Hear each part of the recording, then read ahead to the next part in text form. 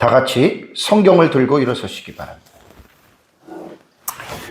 봉독해드릴 하나님의 말씀은 창세기 15장 1절에서 6절 말씀까지를 제가 봉독해드리겠습니다. 이것은 하나님의 말씀입니다. 이후에 여호와의 말씀이 환상 중에 아브라함에게 임하여 이르시되, 아브라함아 두려워하지 말라. 나는 네 방패요 너의 지극히 큰 상급이니라.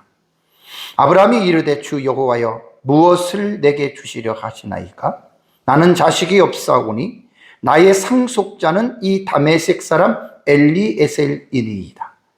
아브라함이 또 이르되, 주께서 내게 씨를 주지 아니하셨으니 내 집에서 길린 자가 내 상속자가 될 것이니이다. 여호와의 말씀이 그에게 임하여 이르시되, 그 사람이 내 상속자가 아니라 내 몸에서 날 자가 내 상속자가 되리라 하시고, 그를 이끌고 밖으로 나가 이르시되, 하늘을 우러러 무뼈를 셀 수 있나 보라. 또 그에게 이르시되, 내 자손이 이와 같으리라. 아브라함이 여호와를 믿으니 여호와께서 이를 그의 의로 여기시고. 아멘. 네, 앉으시기 바랍니다. 지난주에는 성경에 기록된 최초의 국제 전쟁에 대해서 제가 여러분들에게 말씀을 드렸습니다. 메소포타미아 지역의 네 나라가 가나안에 있는 남부에 있는 사해 근처에 있는 5개의 성읍을, 그 나라를 침공하는 전쟁이었습니다. 이 전쟁이 일어난 이유는 사해 남부에 있는 5나라가 이제 엘람 지역에 있는 그돌라오멜에게 조공을 바치다가 12년 동안 바치다가 13년째의 조공을 중지합니다. 그러고 나서 14년째에 되던 해에 메소포타미아에 있는 엘람 왕이 이제 주변에 있는 세 나라의 왕들과 함께 연합적으로 이제 가나안 땅을 침공하는 이제 그 부분에 대해서 여러분들에게 이제 말씀을 드렸습니다. 지도를 보면 아주 간단하죠. 14장 1절에 당시의 시날 왕이 여기고요. 아므라벨과 그 다음에 엘라살은 여기고요. 엘람은 여기고요. 고임은 이 지역에 있습니다. 그러니까 이 메소포타미아 지역에 있는 4개의 나라가 이제 쭉 이쪽으로 하란 쪽을 넘어서 가나안으로 들어와서 일으키는 전쟁이거든요. 그래서 가나안 남부에 있는 나라가 소돔, 고모라, 소알, 아드마, 스보임이라고 하는 이 지역에 와서 이제 전쟁을 일으킨 것입니다. 그러고 나서 이들이 전쟁을 하는 이 부분이 어디냐면은 시딤 골짜기라고 이야기를 했죠. 여기 시딤 골짜기가 여기 보면 밸리 오브 시딤이라고 여기 사해 밑에 여기서 이제 전쟁이 일어났는데, 이 전쟁이 곧바로 이 메소포타미아 지역에 있는 나라가 들어와서 이 사해를 공격하는 게 아니라 그랬죠. 그죠? 쭉 오면서 아수드로 가르나임에서 르바 족속을, 함에서 수수 족속을, 사회에서 기다리암, 요 주변 국들을 먼저 공격을 합니다. 쭉 공격을 한 다음에 실전지인 이제 사해 남부에 있는 요 시딤 골짜기, 여기에서 사해 남부의 5개 나라에 있는 나라와 여기서 이제 전쟁을 일으키는 거예요. 그래서 전쟁을 하고 여기서 결국은 메소포타미아 지역에 있는 나라가 승리를 하고, 여기서 이제 포로들과 재물들을 탈취해 가지고 올라가는데, 성경에서 말하고자 하는 중요한 의미는 뭐냐면 아브라함의 조카인 롯이 사로잡혀 갔다는 겁니다. 그래서 롯이 사로잡혀 가지고 이제 이 메소포타미아 지역에 있는 사람들은 쭉 해가지고 자기네 나라로 지금 돌아가는 중에 도망한 자가 와서 히브리 사람 아브라함에게 이제 여차여차 이야기를 하고, 아브라함이 어디에 거하고 있었냐면은 아브라함이 요 마므레라고 요 지역이 있죠. 요 마므레라고 하는 요 지역에 아브라함이 지금 거하고 있을 때예요. 그래서 그 말을 듣고 아브라함이 추격전을 벌립니다. 쭉 따라 올라가서 이제 아브라함이 여기 보면은 다메섹에 있는 요 단까지 올라가서 여기서 이제 조카 롯을 구해 가지고 내려오는데, 내려오다가 이제 여기 보면은 샤웨 골짜기라는 데가 있죠. 여기면 샤웨 골짜기. 예루살렘, 베들레헴, 삼각지대 여기쯤에 샤웨 골짜기에 있을 때 소돔 왕이 여기서 이제 아브라함을 영접하러 나오고요. 여기서 예루살렘, 살렘 왕 멜기세덱이 여기서 아브라함을 만나서 아브라함을 축복하고 아브라함이 이곳에서 전쟁의 전리품인 10분의 1을 이제 살렘 왕 멜기세덱에게 바쳤다. 멜기세덱에 대한 이야기는 너무 중요한데 이것은 제가 생략을 하고요. 간단하게 말씀드리면 살렘 왕의 멜기세덱은 지극히 큰 하나님의 제사장, 그러니까 왕이면서 제사장으로서의 실존 인물이고요. 살렘 왕 멜기세덱이 이 본문에 등장하는 이유는 이것은 모형론적인 타이폴로지입니다. 그러니까 예수 그리스도의 대제사장직을 미리 그림자로 보여주는 이제 그러한 본문이기 때문에 그 부분은 지난주 오후 예배에 설교했던 부분으로 여러분 제가 대처를 하겠습니다. 자, 그리고 나서 이제 오늘 그 본문에 보면은 이어지는 내용입니다. 15장 1절에 이후에라는 말이 원어에 보면은 복수입니다. 이 일들 후에 복수로 나와 있습니다. 원문에는. 그러니까 이 일들 후에 어떤 일이 일어나냐면 여호와의 말씀이라는 것이 나와요. 여호와의 말씀이 어디에? 환상 중에, 환상이라고 하는 이 부분을 여러분들이 기억하셔야 됩니다. 여호와의 말씀이 환상 중에 누구에게? 아브람에게 임하여라는 말씀이 있습니다. 여기서 이제 우리가 좀 생각해 봐야 될 게 뭐냐면 여호와의 말씀이 아브람에게 임한 거예요. 그러면 여기서 우리가 이제 본문을 기억할 때 우리가 성경을 볼 때 이 하나님이 사람에게 임할 때 보통으로 우리가 성경을 통해서 살펴본 게 뭐죠? 여호와께서 아브람에게 보통 이르시되 이런 표현이 나옵니다. 또 여호와께서 노아에게 이르시되라고 하는 대체적으로는 이러한 표현으로 성경이 나타나는데 오늘 15장 1절에서는 특징이 뭐죠? 여호와의 말씀이라고 하는 이것이 특징입니다.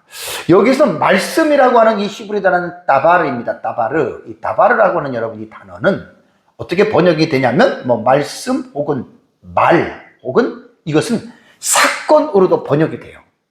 그러니까 다양한 의미를 지니고 있는데 여기서 말씀이 나타났다라고 하는 말이 뭡니까? 그러고 나서 또 아브람에게 말을 했어요. 그럼 여기서 말한 여호와의 말씀은 그렇다면 과연 무엇을 우리에게 말을 하고 있을까? 여기서는요, 칼빈의 해석을 보면 여호와의 말씀을 단지 소리, 그러니까 여호와께서 아브람에게 이르시되 그러한 소리 정도가 아니고 말씀이라고 하는 이 말은 뭐냐면 하나님의 인격적인 임재가 아브람에게 나타난 것으로 말합니다. 그러니까 단순히 그냥 소리로서 누구야 라고 이렇게 부르는 것이 아니라 하나님 자신이 인격적으로 직접 아브람에게 지금 나타났다라고 하는 이렇게 여러분 우리가 해석을 해야 되고요. 여기서 하나 중요한 건 뭐냐면 환상 중에라는 말이 있죠. 환상 중에. 한마제라고 하는 여러분 이 히브리어 단어는요. 원래는 이게 바라보다 응시하다라고 하는 히브리어 동사 하자. 여기서 사실 유래된 명사형이에요.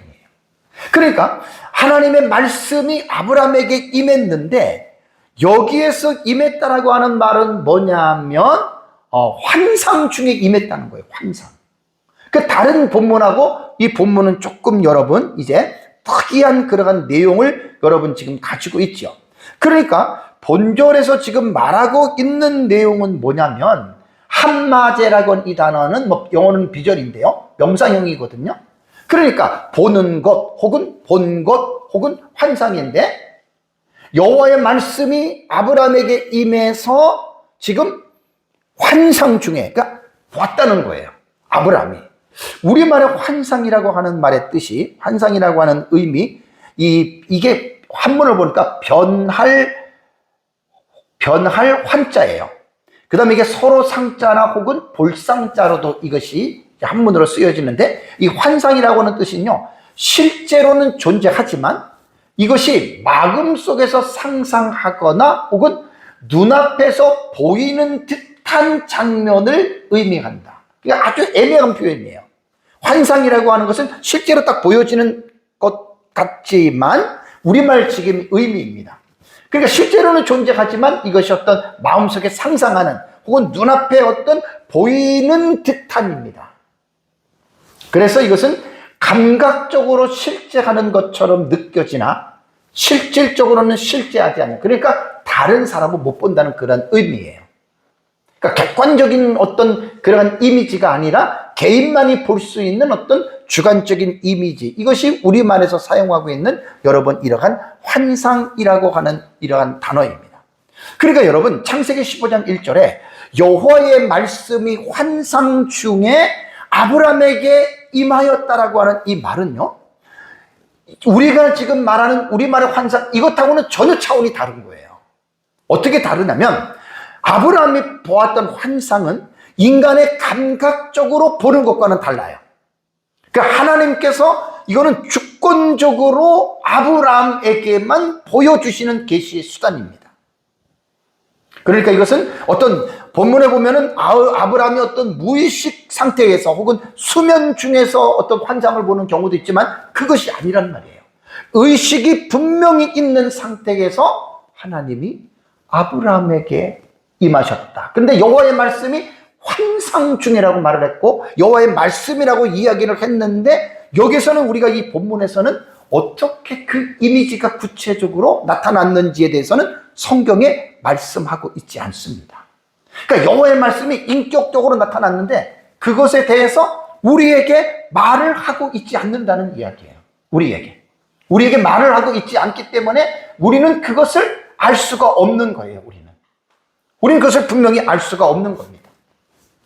그래서 이 여호와의 말씀이 환상 중에 임했다라고 하는 여러분 이 말은 정말 우리가 이해할 수 없는 그러한 이제 내용들이죠.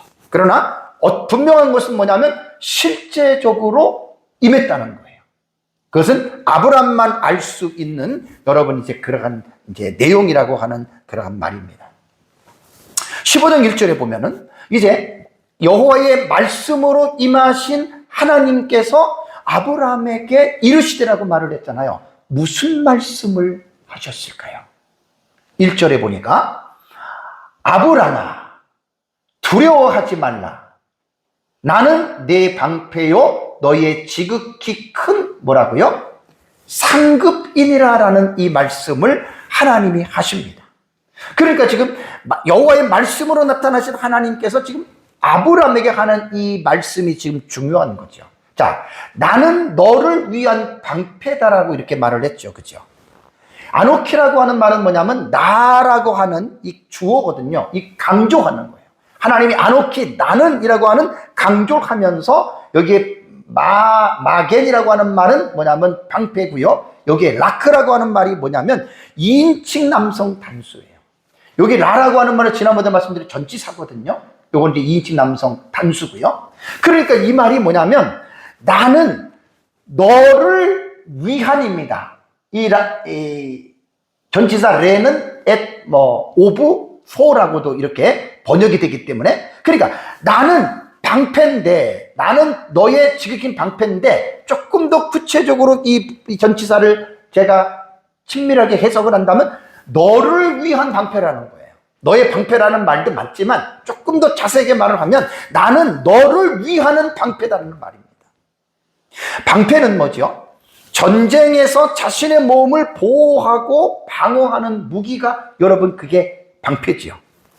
이 방패는 작은 것에서부터 자신의 신체를 가리키는 큰 방패까지 아주 종류가 다양했습니다. 그러니까 전쟁할 때에 방패의 무기가 없으면 상대방의 공격에 의해서 자기 생명을 잃어버릴 수가 있는 거예요.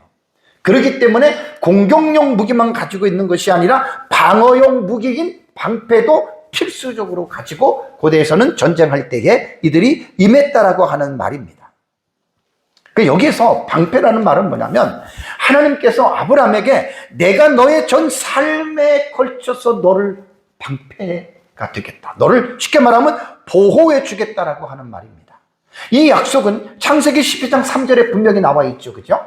창세기 12장 3절에 어떻게 나와 있습니까? 너를 축복하는 자에게 내가 복을 주고 너를 저주하는 자를 내가 저주하리라. 그게 방패 역할이에요. 그러면서 너에게 내가 복을 주겠다라고 하신 이 말씀이 계속해서 어떻게 보면은 재강화되는 거죠. 제가 창세기 12장 1절과 2절과 3절을 한 절 가지고 1시간씩 여러분들에게 설교했을 때 기억나시죠? 그죠? 계속해서 지금 하나님께서 약속하신 그 언약을 계속해서 하나님께서 강화시키는 거예요. 또 얘기하고 또 얘기하고 또 얘기하고. 아브라함의 언약 속에서 이것이 계속해서 반복되는 것을 여러분 이제 볼 수가 있습니다. 그래서 아브라함이 지금 이 상태에 보면은 두려워하고 있는 상태잖아요. 그러니까 나타나셔서 그 두려움을 해소하기 위한 하나님의 방안이 나는 너를 위한 방패다라고 하는 이 말씀을 하셨습니다. 그러면서 두 번째 말씀이 뭐냐면 너의 지극히 큰 상급이니라라는 말이 나옵니다. 원문을 지극하면요 이런 뜻입니다. 너의 상급은 매우 크다 이런 뜻입니다. 그래서 70인 역을 보면은 내가 너의 매우 큰 상급이 될 것이다 라는 말입니다. 왜냐하면 이것이 미완료태거든요. 완료된 상태가 아니라는 거예요. 그러니까 히브리어 같은 경우는 동사를 볼 때에는 히브리 동사는 시제를 강조하는 게 아니라 상태를 강조하는 거예요. 그 동작이 완료가 됐느냐 아니면 완료가 되지 아니했느냐.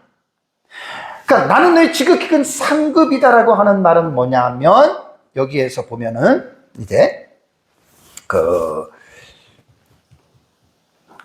뜻이 이제 사카레카라고 하는 이 단어는요 상급 혹은 보상이라고 하는 이러한 뜻을 여러분 가지고 있어요.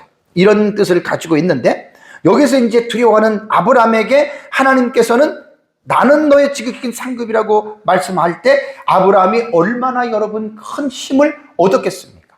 자, 우리말의 여러분 상급의 의미는요. 우리말의 상급의 의미는 상으로 준다 또는 돈이나 물건이라는 뜻입니다. 자, 세상 사람들은 돈이나 혹은 땅이나 혹은 집 같은 소유물을 가지고 있으면 되게 든든해요. 왜냐하면 그것이 자기의 재산이기 때문에. 근데 여러분 하나님은 아브라함에게 뭐라고 지금 이야기를 하냐면 너의 상급은 하나님 자신이라는 거예요. 여러분들이라면 어떤 것을 택하겠습니까? 대한민국 전체 땅, 아니면 수많은 돈을 택하겠습니까? 아니면 하나님 한 분을 택하겠습니까? 놀라운 거예요. 이 세상의 것들은요, 유한해요. 하나님은 천지를 지으시고, 천지를 다스리시고, 하나님은 이 세상 모든 것들을 주관하시는 하나님이시잖아요. 참 놀라운 겁니다. 그러니까 하나님 자신이 아브라함의 상급이 되어주신다라고 하는 여러분 이 말씀을 기억하셔야 된다. 그래서 우리는 이 아브라함의 이 내용을 우리가 공부할 때 창세기 12장 1절과 2절과 3절 요 세 절의 내용이 이게 그 모티프가 되는 거예요. 여기서 모든 것들이 아브라함의 삶이 마칠 때까지 창세기 25장까지 신앙으로 말하면 100년 기간 동안에 아브라함의 삶이 창세기 12장 1절과 2절과 3절의 그 말씀을 기준으로 해서 쭉 흘러간다라고 하는 말입니다. 자, 그러고 나서 이제 아브라함이 하나님께 자신의 고민에 대한 두려움을 고백합니다. 그러니까 아까 이제 1절에서 두려워했는데 왜 두려워했을까요? 2절과 3절을 보면은 아브라함의 고민은 다른 고민이 아닙니다. 자식에 대한 문제였습니다. 창세기 15장 2절과 3절을 보면 아브라함이 이르되 하나님께 말합니다. 주 여호와여 무엇을 내게 주시려 하나이까? 라고 하나님이 나타났으니까 물어보면서 아브라함이 하는 말이 뭡니까? 나는 자식이 없습니다. 자, 자식이 없는 것으로 끝나는 게 아니라 곧바로 이어지는 말씀이 뭐죠? 나의 상속자라고 하는 문제가 나옵니다. 나의 상속자는 이 다메섹 사람 엘리에셀이다 라고 말을 했습니다. 엘리에셀은 아브라함의 집에서 태어난 종입니다. 그러면서 아브라함이 또 이르되 주께서 내게 씨를 주지 아니하셨으니 내 집에서 길린 자가 내 상속자가 될 것이니이다 라고 하는 이 말을 지금 아브라함이 하나님에게 했다는 말이에요. 여러분, 아브라함이 하나님으로부터 부름을 받을 때가 그때 하나님은 아브라함에게 자녀를 주실 것이라고 이야기를 했고 내 자녀로 말미암아 큰 민족을 이루실 것이라고 하는 말씀 창세기 12장 1절에 기억나시죠? 자, 아브라함은 이 말씀을 믿었습니다. 그런데 아브라함이 가나안에 도착해서 자녀가 생기질 않는 거예요. 근데 아브라함이 젊을 때가 아니에요. 아브라함이 75세 때에 가나안에 도착했고 부인 사례는 10살이 어리니까 65세입니다. 그러면서 지금 이 본문이 기록되는 이 당시가 약 5년 정도 저는 경과가 5년에서 어쨌든 10년 그 사이거든요. 그때의 경과했다고 치더라도 5년이라면 아브라함은 80세가 됐고 사라는 70살이 되었습니다. 그러면 생산적인 기능이 여성으로서는 멈춰지는 그러한 단계였다는 거예요. 그러니까 이 정도면 이제 자녀가 있어야 됨에도 불구하고 자녀가 없었고, 그러기 때문에 이제 아브라함은 뭘 생각했어요? 자기 재산을 상속을 해야 되는데 이 상속을 누구에게 해야 되는지에 대한 그 고민을 가지고 있었고, 그것 때문에 아브라함은 두려워하고 있었다라고 하는 것을 우리는 본문을 통해서 여러분 알 수가 있습니다. 자, 그러면 상속자에 대한 이 의미에 대해서 여러분들에게 제가 조금 말씀을 제가 드리겠습니다. 자, 왜냐하면 아브라함이 이 부분을 가지고 지금 고민을 하고 있었기 때문에 그렇죠. 상속자라고 하는 말은 뭐냐면 우벤 메세크라고 하는 단어입니다. 여기서 이제 상속이라고 하는 단어가 메세크라고 하는 요 단어거든요. 요 명사가. 이건 어원이 조금 불분명하다 그래요. 그래서 이 메세크라고 하는 단어는 취득, 획득 혹은 소유라고 하는 이러한 뜻입니다. 근데 우벤이라고 하는 요 벤이라고 하는 단어를 생각해야 돼요. 벤은 뭐냐면 아들이라는 뜻이에요. 그래서 우벤 메세카라고 하는 이 히브리어 단어는 우리말로 번역하면 획득의 아들 혹은 소유하는 아들이다. 이 직역을 하면 여러분 이렇게 딱딱한 거예요. 그래서 이 직역을 의역으로 하기 위해서 부드럽게 학자들이 번역을 하는 거죠. 저는 직역을 말씀을 드리는 겁니다. 그러니까 여기에서 우벤 메세카라고 하는 여러분 이 단어는 쉽게 생각하면 이렇게 생각하면 됩니다. 내 집의 재산이다. 내 집의 소유다라고 말하는 거예요. 그러니까 아들이 결국은 아버지의 대를 이어서 아버지의 재산을 상속할 자를 말을 하잖아요. 그래서 우벤 메세카라고 하는 이 단어를 우리말로는 상속자로 번역을 했는데 가장의 재산을 이어받을 법적인 후계자를 말을 하는 것입니다. 그러니까 아브라함은 자식이 없었기 때문에 이 우벤 메세크라고 하는 상속자가 없었어요. 그것 때문에 아브라함이 지금 고민하고 있었고, 그 고민이 도를 넘어서 두려움까지 아브라함에게 가지고 있었다라는 말입니다. 아브라함은 이 자신에게 적법한 상속자가 없기 때문에 하나님께 뭐라고 얘기를 했습니까? 자기 종 엘리에셀이 내 재산을 물려받을 상속자가 될 것이라고 이렇게 하나님에게 말을 합니다. 여기서 보면은요, 내 집에서 길린 자가라는 말이 있죠. 그죠? 내 집에서 길리었다는 말이 뭐냐면 벤 베이트. 이 베이트가 뭐냐면 이 바이트 집이라는 단어예요. 벤은 아들이고, 그러니까 내 집에서 아들, 그러니까 뭐냐면 내 집에서 태어나거나 길러진 자를 말하는데, 엘리에셀은 아브라함의 집으로 들어와서 그 집안에서 아마 태어났던, 그러면서 거기서 자라났던 종이었던 것 같아요, 엘리에셀이.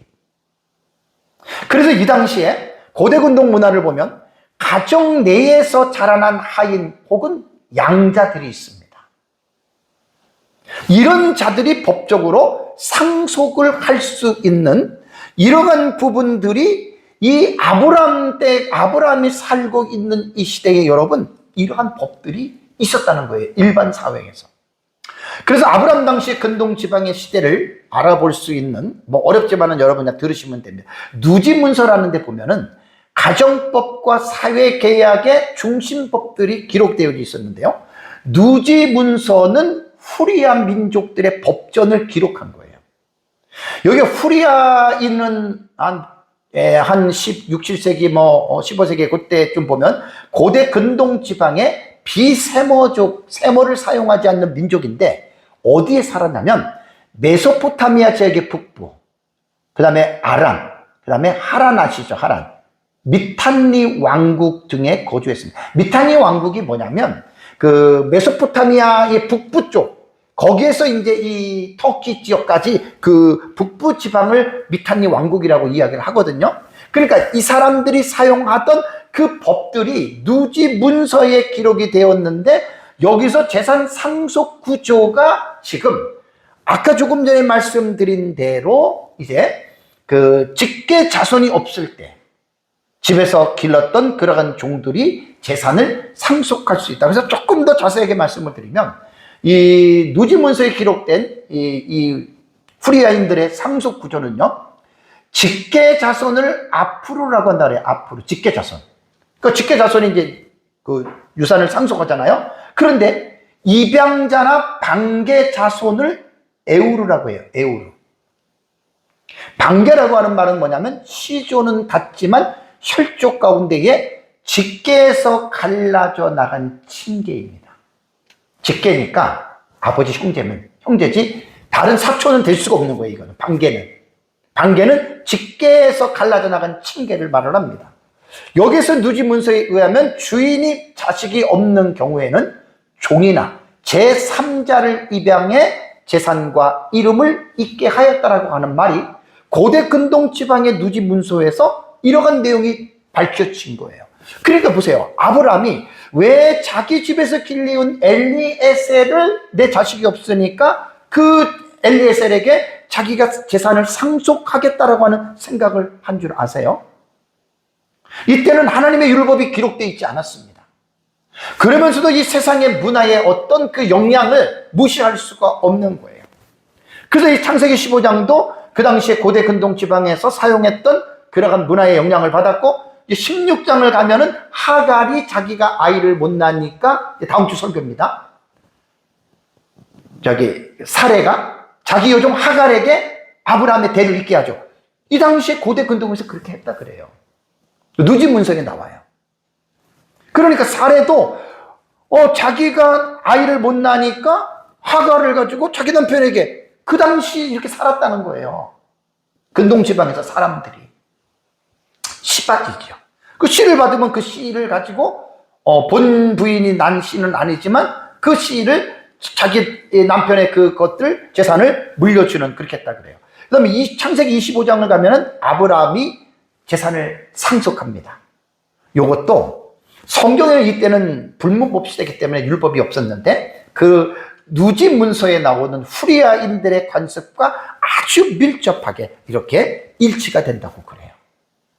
그래서 성경이 기록되는 이 당시에서는요, 여러분, 이렇게 주변의 나라의 어떤 문화나 이런 것들을 또 무시할 수가 없고, 또 이러한 역사적인 배경이나 이런 것들을 여러분 우리는 살펴야 됩니다. 자, 이제 하나님의 말씀이 이제 아브라함에게 이제 말씀을 또 하십니다. 뭐라고 얘기냐면 15장 4절에 여호와의 말씀이 그에게 임하여 이르시되, 아브라함에게 뭐라고 얘기를 합니까? 그 사람이 엘리에셀이죠.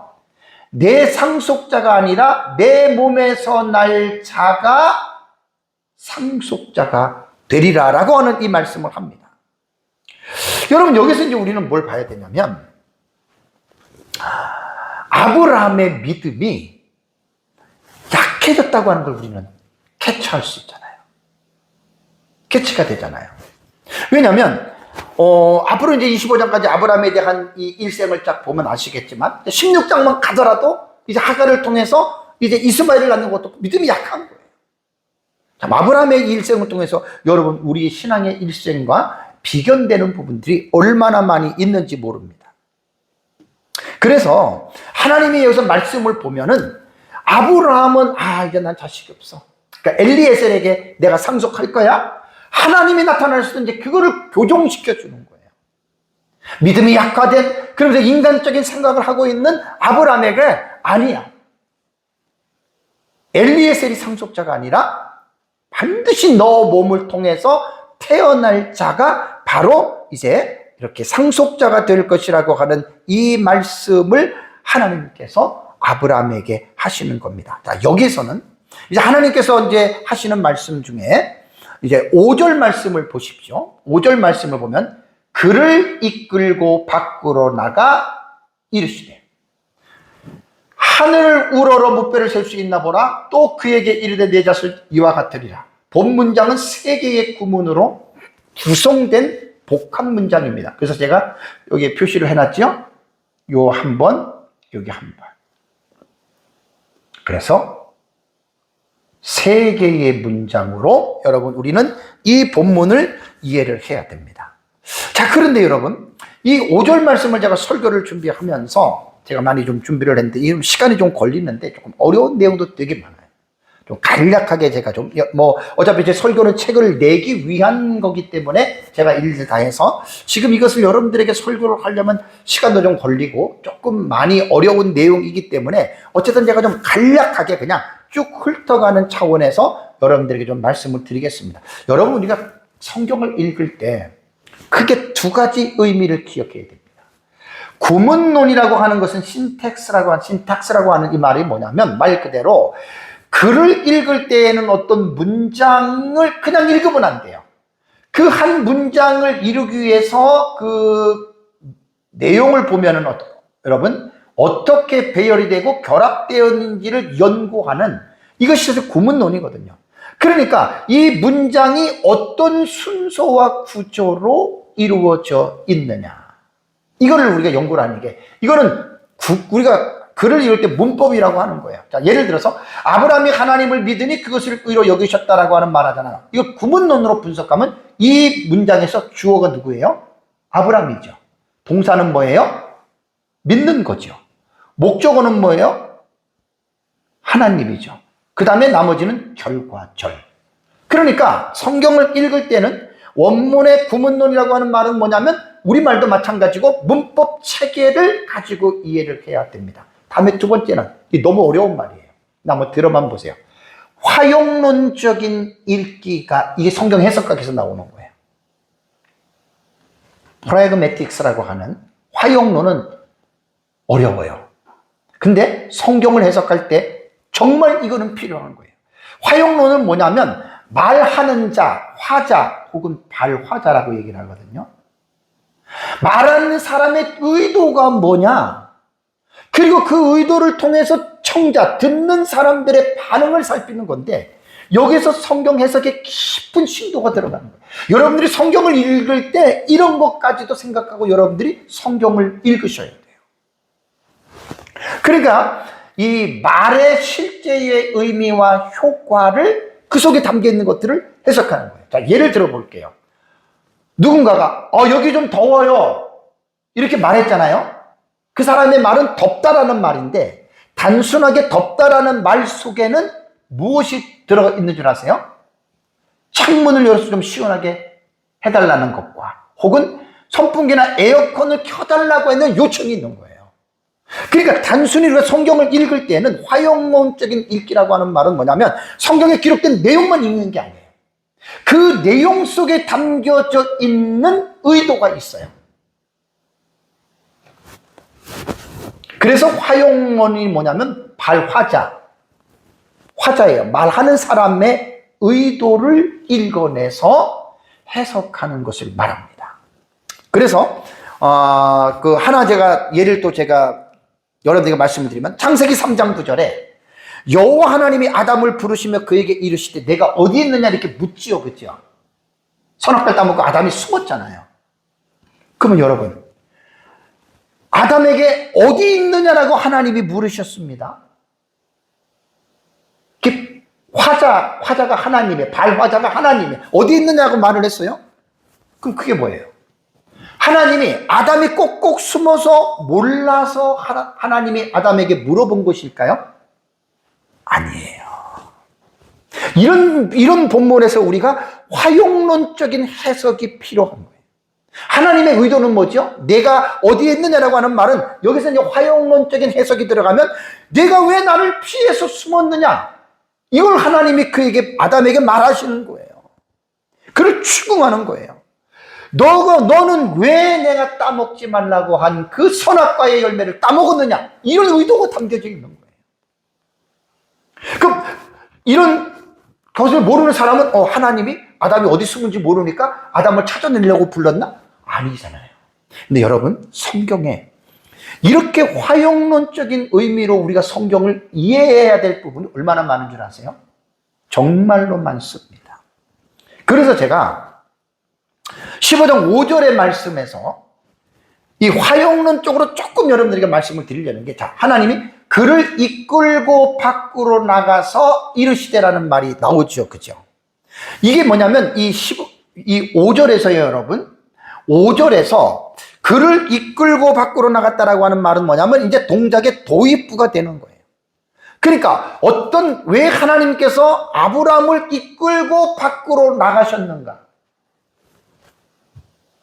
왜 그러셨는가? 행동을 유발시키는 거예요. 그래서 이런 것들을 화용론적인 해석이라 그래요. 그래서 문장을 전문맥과 후문맥을 잘 읽어보면 사실 거의 대부분 해답이 나오는데, 이제 이렇게 성경을 보는 거예요. 하나님께서 이제 왜 하나님께서는 아브라함을 밖으로 이끌고 나갔을까? 이것을 화용론적인 해석으로 볼 때에는 아브라함에게 무언가를 보여주기 위한 의도가 담겨져 있는 거예요. 그 의도가 곧바로 연결돼서 나오죠. 하늘을 우러러 무뼈를 셀 수 있나 하늘을 보라라는 말입니다. 하늘을 보라. 여기에 보면은요, 이 하늘을 우러러 무뼈를 셀 수 있나 보라라고 하는 말은요, 이게 명령문이거든요. 그러면서 이 본문을 잘 읽어보면 반어적인 조건부 문장입니다. 그러니까 이것은 보라라고 하는 말은 명령이기 때문에 이끌고 나가는 이유가 행동을 유발하기 위해서라 그랬죠. 그러니까 하늘을 보라는 게 명령이에요. 자, 아브라함이 하늘을 보았어요. 그런데 여기서 여러분 이 본문을 보면은요, 그 히브리 원문에 보면은 불변호사라고 하는 나라고 하는 단어가 나와요. 이건 이제 말씀을 좀 드려야 돼요. 나라고 하는 여러분 이 단어가 뭐냐면 어떻게 번역이 되냐면 제발 혹은 부디 혹은 이제 이렇게 번역이 되는 거예요. 우리말에서는 이 단어를 번역을 안 했어요. 그러니까 뭐냐면 하늘을 우러러 무뼈를 셀 수 있도록 제발 좀 너는 보아라. 그러니까 명령형을 조금 부드럽게 만들었죠. 그죠? 그러니까 하늘을 우러러 무뼈를 셀 수 있나 보라라고 하는 말은 이 원문을 직역하면 하늘을 우러러 무뼈를 셀 수 있나 제발 좀 봐라. 부디 좀 봐라. 이런 뜻이 담겨져 있는 거예요. 그런데 이 내용을 보면은요, 왜 반어적인 표현이라고 이야기를 하냐면, 여러분, 무뼈를 셀 수 있습니까? 없습니까? 없잖아요. 별을 셀 수 없잖아요. 이거 시청강적으로 하나님이 교육을 하는데, 별을 셀 수 있나 보라라고 하는 말은 셀 수 없다라는 거예요. 그러면서 셀 수 있을 것이다라고 하는 뉘앙스를 가지고 보라고 하는 건데, 이것이 뭐냐면 반어적 문장이에요. 지난주에도 제가 반어적 문장에 대해서 말씀을 드렸잖아요. 왜 반어적인 표현을 하는 줄 아십니까? 문법적인 이유는 강조하는 거예요. 그러니까 쉽게 말하면 그냥 평서문으로 이야기를 한다면 하늘을 봐라, 별을 셀 수 없을 정도로 너 자식을 셀 수 없다, 이렇게 말을 하면 되는데, 여기에서 반어적 조건부 문장을 쓴 것은 뭐냐면 하늘의 별을 셀 수 없듯이 내 자손도 셀 수 없다는 그 사실을 강조하기 위해서 반어적 문장을 넣은 거예요. 지난주에 제가 설교할 때 이 반어적 문장 말씀드렸잖아요. 그렇게 여러분들이 이 본문을 읽으셔야 됩니다. 그러니까 화용론 쪽으로 볼 때는 뭐냐면, 하나님께서 아브라함을 하늘을 우러러 보라고 하는 것은 뒤에 6절에 보면은 무엇을 일으키기 위해서 아브라함에게 하늘을 보라고 한 줄 아세요? 믿음을 불러일으키기 위한 거예요. 본문을 깊이 있게 보면 이렇게 되는 거예요. 여기도 사실 무뼈를 셀 수 있나라고 하는 것이 이게 조건부 문장이라고 하는 말이 뭐냐면요, 히브리어에 보면은 접속사 임이 들어갔어요. 임. 이게 만일이라고 하는 가정적인 내용이에요. 만일 무뼈를 셀 수 있나. 그러니까 이런 것들이 우리말 성경에서는 보기가 힘들어요. 그래서 이 조건이잖아요. 만일 조건부적으로 지금 반어적인 용법으로 지금 이 말이 사용이 됐다라는 말입니다. 다음에 세 번째 15절 5절을 보면 또 그에게 이르시되 내 자손이 이와 같으리라라는 말을 했습니다. 이 말은요, 하나님께서 아브라함에게 확정적으로 약속을 선포하는 의미를 갖고 있어요. 내 자손이 이와 같다. 하늘의 별을 셀 수 없을 정도로 내 자손이 이렇게 될 것이다라고 하는 말입니다. 여기 같으니라라고 하는 이 동사는요, 미래형 동사예요. 이게 칼 미완료거든요. 그러니까 동작이 어떻게 해요? 완성이 된 거예요? 안 된 거예요? 안 된 거예요. 그러니까 내 자손이 이와 같으리라. 내 자손이 하늘의 별과 같이 많아질 것이라. 미래형으로 여러분 이 본문을 우리가 이해를 해야 됩니다. 그러니까 사실 이 5절에서 우리가 내용을 볼 때에는 하나님께서 이 말씀 속에는 결국 6절과 연결이 되는데, 아브라함의 그 믿음을 갖기 위한 하나님께서 지금 이게 말하는 화자, 발화라 그래요. 이게 말하는 사람의, 하나님의 말하는 것에 대한 어떤 이러한 의도를 가지고 있다라고 하는 것, 여러분 이 부분을 꼭 기억을 하셔야 됩니다. 자, 그러면서 이제 창세기 15장 오늘 6절을 볼까요? 보세요. 아브라함이 여호와를 어떻게 믿으니 그러잖아요. 여호와께서 그 일을 그의 의로 여기셨다. 믿음이 의 잣띠예요. 옳은 거예요.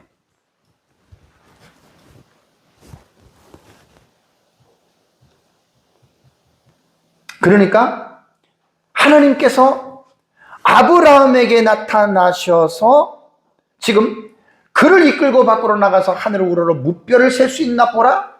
내 자손이 이와 같으리라. 왜 하나님께서 이러한 시청각적인 교육을 하나님이 하셨느냐면, 믿음을 굳건하기 위해서, 아브라함의 믿음을 강화시키기 위해서 하나님께서는 아브라함을 그렇게 하셨다라는 말입니다, 여러분. 여기서 이제 우리가 하나, 로마서에서 사도 바울이 이 아브라함의 이 사건을 통해서 로마서 4장 17절과 22절에 지금 말을 한 내용이 있습니다. 자, 로마서 4장 17절 보면, 기록된 바 내가 너를 많은 민족의 조상으로 세웠다 하심과 같으니 그가 믿은 바 하나님을 죽은 자를 살리시며 없는 것을 있는 것으로 부르시는 이시니라. 그러면서 18절에 보세요. 아브라함이 뭐라 그랬습니까? 바랄 수 없는 중에 바라고 믿었으니라는 말을 사도 바울은 갈라디아 교인들에게 이 말을 합니다. 그러면서 이는 내 후손이 이 같으리라고 하신 말씀대로 많은 민족의 조상이 되게 하려 하심이라. 지금 이 창세기 15장에 있는 말씀을 가지고 지금 연결해서 지금 말을 합니다. 그리고 또 다른 하나의 사건이 나오죠. 19절에는 그가 100세나 되어 자기 몸에 죽은 것 같고 사라의 태가 죽은 것 같음을 알고도 믿음이 약하여지지 아니하고, 20절에 믿음이 없어 하나님의 약속을 의심하지 않고라고 말을 했고요. 그 다음에 믿음으로 견고하여져서 하나님께 영광을 돌리며라는 말이 나옵니다. 그리고 21절에 뭐라고 얘기를 합니까? 약속하신 그것을 또한 능히 이루실 줄을 어떻게? 확신하였으니 22절에 그러므로 그것이 그에게 의로 여겨졌느니라라는 말을 지금 말을 하고 있습니다. 여러분들은 어떻게 생각합니까? 아브라함이 정말 이렇게 믿음으로 의롭다함을 받고 아브라함이 정말 이러한 믿음의 칭찬을 받았던 비결이 여러분 무엇이라고 생각하십니까? 이 로마서 4장 17절과 22절의 본문만을 볼 때에는 와, 누가 대단한 거예요 지금? 누가 대단한 거예요? 아브라함이 대단한 사람이잖아요. 왜 대단해요? 바랄 수 없는 중에 바라고 믿었으니까 아브라함이 정말 대단한 사람이 되잖아요. 그리고 두 번째는 100세나 되어서 자기 몸에 죽은 것 같고 사라의 때가 죽은 것 같으면 알고도 믿음이 약해지지 않았다. 아브라함 정말 대단한 사람 아닙니까? 그죠? 그리고 의심하지 않고, 하나님의 약속을 의심하지 않고 견고해져서 하나님께 영광을 돌렸다? 여러분, 아브라함이 얼마나 대단한 사람입니까? 그 다음에 하나님이 약속하신 것을 능히 이루실 줄을 확신했다. 얼마나 아브라함이 대단한 사람입니까? 과연 그럴까요? 지금 아브라함의 일생을요, 지금 12장부터 시작해서 지금 15장까지 왔어요. 앞으로도 10장을 더 봐야 됩니다. 아브라함의 신앙생활 지금 초보 단계에 초보 단계에서 몇 가지의 아브라함의 부족과 실수를 여러분들에게 말씀을 드렸잖아요. 다음 주 16장도 또 아브라함의 실수입니다. 자식 주겠다고 했는데 시간이 지나니까 부인 사례가 자기 종 하갈에게 자식을 낳으라 그래서 낳잖아요, 이스마엘을.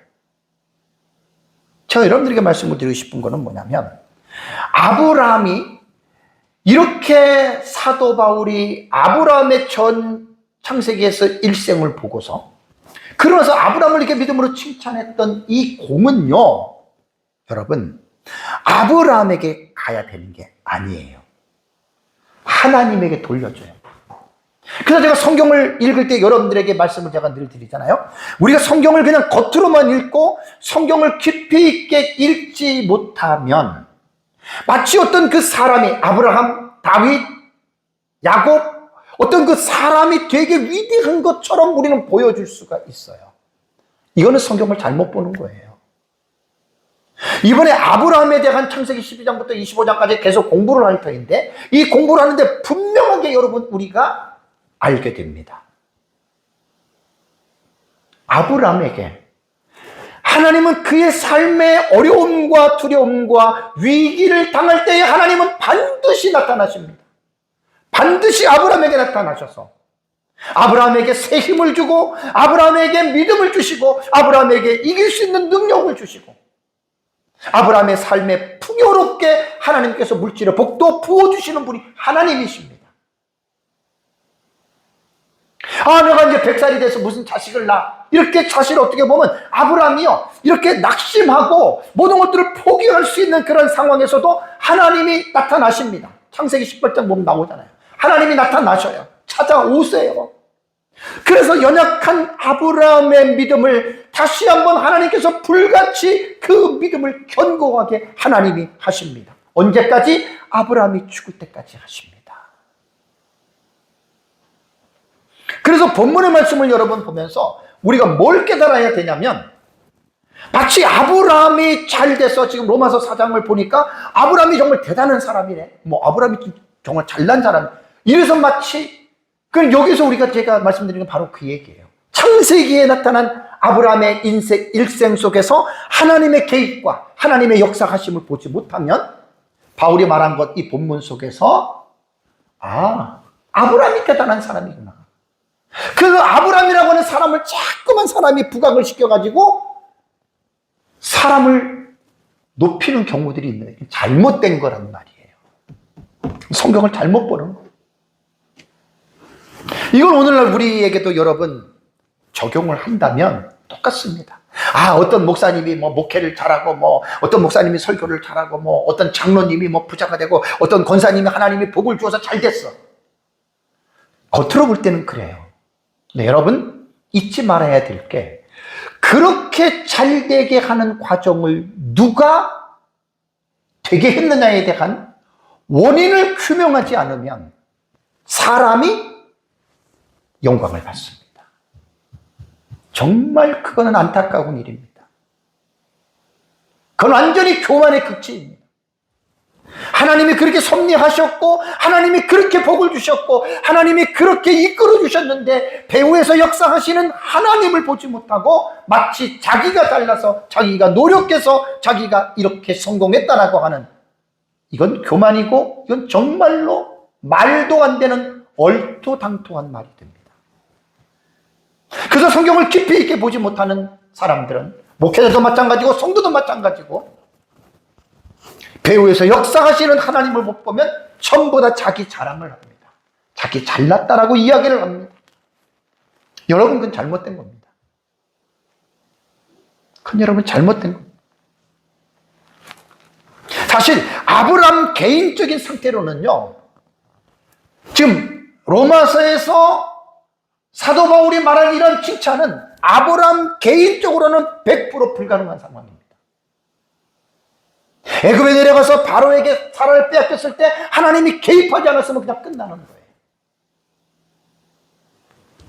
뭐 얼마나 많은지 몰라요, 아브라함의 삶 속에서.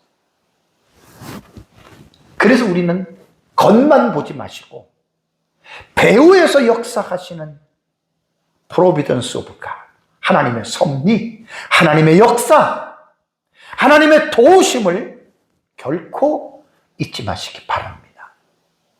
이 부분을 내가 적용을 마지막으로 이 부분에 산다면 저와 여러분들이요, 뭐 잘나가지고 여러분 우리가 이렇게 살아가는 거 아닙니다.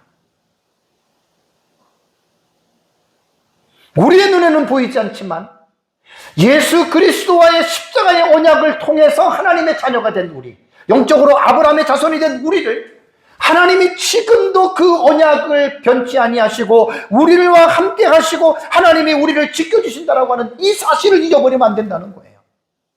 사랑하는 성도 여러분, 오늘 15장 1절에 보면 이 일들 후에 여호와의 말씀이 환상 중에 아브라함에게 임하여 이르시되 아브라함아 두려워하지 말라, 나는 내 방패요 너의 지극히 상급이라는 말씀을 할 때 아브라함이 두려워하는 가운데서 하나님에게 하나님 나 두려우니까 찾아오 주세요 요청을 해서 찾아온 게 아니라는 말이에요.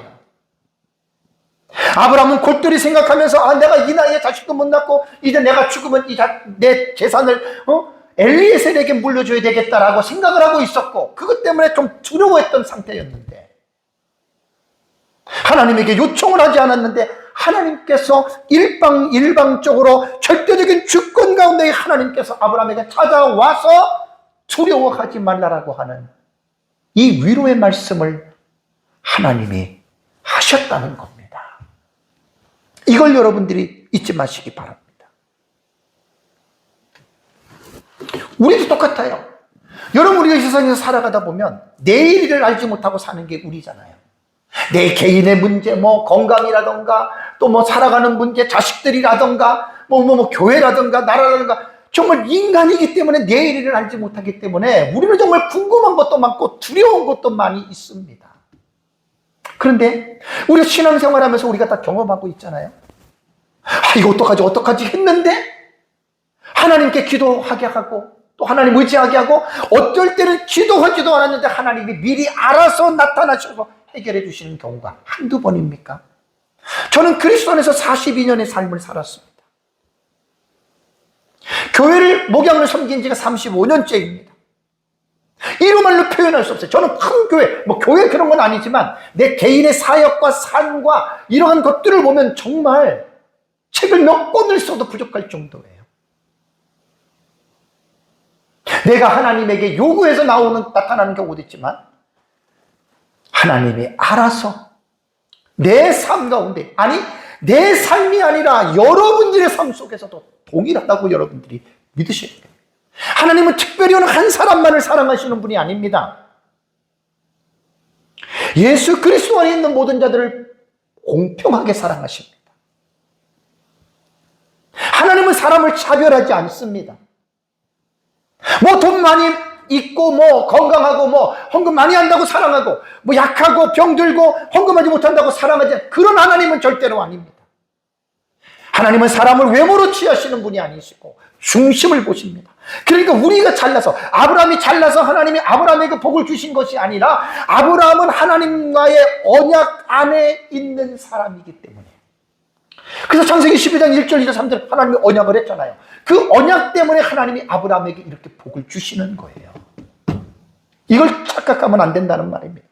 다시 여러분, 로마서 4장에 나타난 이 말은 이 아브라함의 삶에 대한 이 과정을 모르는 사람들은 와 진짜 아브라함 대단해 우리 아브라함 본받아야 돼 이렇게들 다들 얘기들 한다고요. 설교자들도 사람들도 아브라함이 대단해, 아브라함 본받아야 돼 이렇게 얘기를 하거든요. 근데 여러분, 아브라함의 일생을 창세기 12장부터 25장까지 공부하다 보면 아브라함을 본받는 게 물론 개인적으로 믿음의 결단 같은 거는 본받아야 될 것도 있지만 아브라함보다는요, 연약하고 부족하고 넘어지고 쓰러지는 그 아브라함을 붙들어 주신 하나님이 있다는 말이에요. 보이지 아니하는 그 하나님.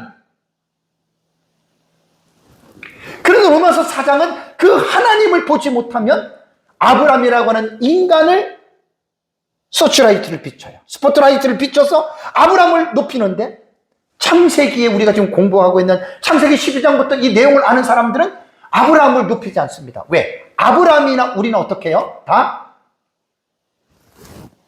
연약한 성정을 가지고 사는 그러한 사람들이라는 말입니다. 그다음 마지막 결론적으로 말씀을 드리겠습니다. 왜 하나님께서 아브라함에게 나타나셔서 그러한 복을 하나님께서 주셨느냐는 거예요. 왜? 언약 때문입니다. 자, 우리가 가정에서 자식이 태어났어요. 여러분, 자식이 부모한테 잘하고 자식이 부모를 잘 섬긴다고 해서 우리가 자식이라고 인정합니까? 자식이 커가지고 돈 많이 벌어주고 용돈을 준다고 그래서 그게 내 자식입니까? 그러면 내 자식이 내 속을 썩이는 자식도 있고 자식이 부모를 공경하지 않는 자식이 있습니다. 그러면 그 자식은 자식이 아닙니까? 아니잖아요. 하나님께서 부모에게 주신 기업이고 상급이잖아요. 그 자식이 잘났던 못났던 자식입니다.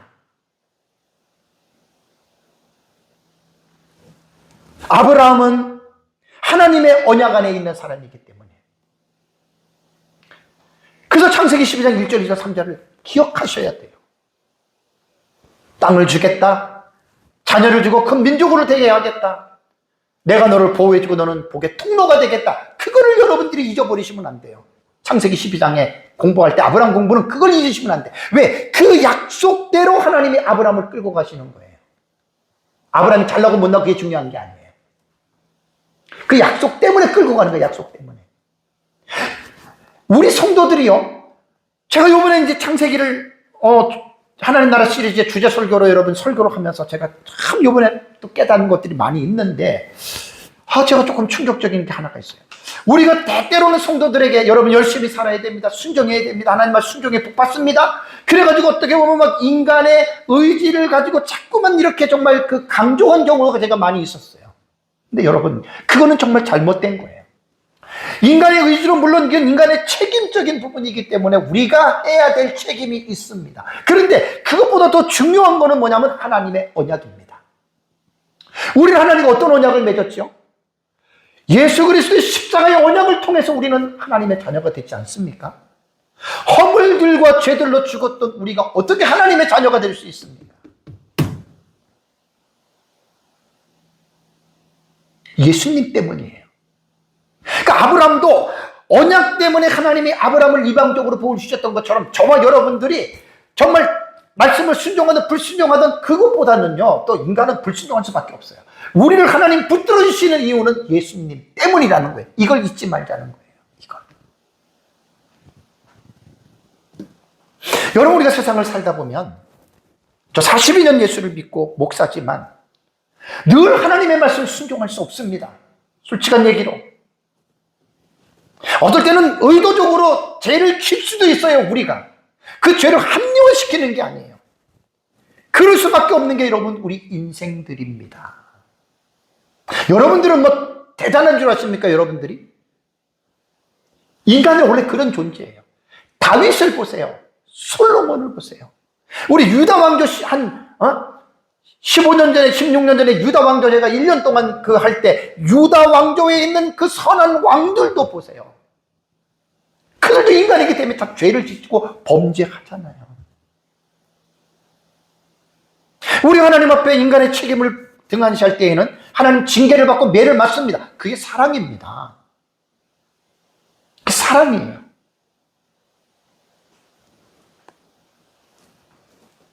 그런데 부족하고 연약하지만 그래도 우리가 넘어지지 않고 쓰러지지 않는 이유가 있어요. 아브라함을 통해서 배우는 거예요. 나 때문이 아닙니다. 우리 때문에 그런 게 아닙니다.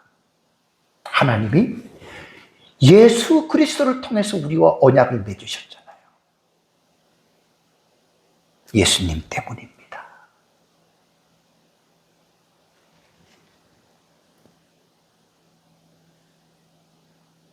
그래서 저와 여러분들이 이 세상을 살아가면서